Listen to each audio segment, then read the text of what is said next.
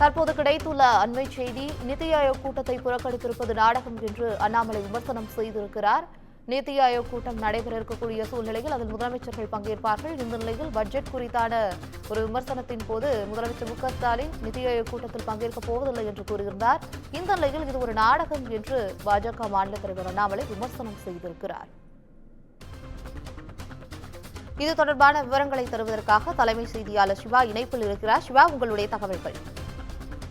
பவித்ரா, தமிழ்நாடு முதலமைச்சர் மு க ஸ்டாலின் பிரதமர் நரேந்திர மோடி தலைமையில் நடைபெற இருக்கக்கூடிய நிதி ஆயோக் கூட்டத்தை புறக்கணிப்பதாக தெரிவித்திருப்பது நகைப்புக்கு உரியது என்று தமிழக பாஜக தலைவர் அண்ணாமலை தற்போது விமர்சிச்சிருக்கிறார். குறிப்பாக இது தொடர்பாக அவர் தன்னுடைய சமூக வலைதளமான எக்ஸ் வலைதளத்தில் பதிவேற்றிருக்கக்கூடிய பதிவில், மத்திய அரசு நேற்று தாக்கல் செய்திருக்கக்கூடிய பட்ஜெட் என்பது ஏழை எளிய மக்கள், குறிப்பாக பெண்கள், இளைஞர்கள், விவசாயிகள் என அனைத்து தரப்பினரும் பயனடையக்கூடிய வகையில் ஒரு பட்ஜெட் என்று அவர் குறிப்பிட்டிருக்கிறார். இதில் தமிழ்நாடு என்ற பெயர் இடம்பெறவில்லை என்று காரணம் காட்டி அனைத்து மாநில முதல்வர்களும் பங்கேற்கக்கூடிய இந்த நிதி ஆயோக் கூட்டத்தை புறக்கணிக்க உள்ளதாக முதலமைச்சர் மு க ஸ்டாலின் சொல்லியிருப்பது நகைப்புக்கு உரியது என்று அவர் விமர்சனம் செய்திருக்கிறார். குறிப்பாக இந்த நிதிநிலை அறிக்கை உரையில் குறிப்பிட்டிருக்கக்கூடிய மாநிலங்களுக்கான நலத்திட்டங்களை தவிர பிற மாநிலங்களுக்கு எந்த நலத்திட்டங்களும் கிடைக்கப்பெறாது என்ற தோற்றத்தை ஏற்படுத்த முதலமைச்சர் மு க ஸ்டாலின் முயற்சி செய்கிறார் என்று அவர் குற்றம் சாட்டியிருக்கிறார்.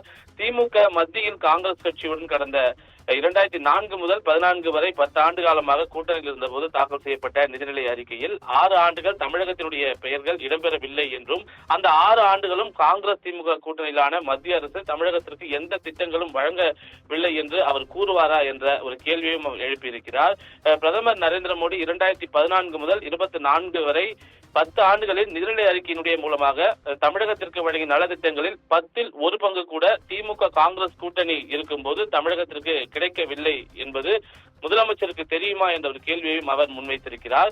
மாநிலங்களினுடைய நலனுக்காக மத்திய அரசுடன் நடைபெறக்கூடிய கூட்டங்களில் கலந்து கொண்டு தமிழகத்தினுடைய தேவைகளை எடுத்துக் கூறி நலத்திட்டங்களை பெறுவதை விட்டுவிட்டு கூட்டத்தை புறக்கணிக்கிறோம் என்று நாடகமாடி யாரை ஏமாற்ற முதலமைச்சர் முயற்சி செய்கிறார் என்ற ஒரு குற்றச்சாட்டையும் தன்னுடைய சமூக வலைதளமான எக்ஸ் வலைதளத்தின் மூலமாக அவர் குறிப்பிட்டிருக்கிறார். முதலமைச்சர் மு க ஸ்டாலின் ஒரு நாள் விளம்பரத்திற்காக இதுபோன்ற வீண் நாடகங்களை அரங்கேற்றுவதை நிறுத்திவிட்டு தமிழகத்தினுடைய நலனை முன்னிறுத்தி ஆக்கப்பூர்வமான அரசியலை முன்னெடுக்க வேண்டும் என்றும் அவர் இந்த பதிவின் மூலமாக வலியுறுத்தி இருக்கின்றார். பவித்ரா, தற்போதைய தகவலுக்கு நன்றி சிவா.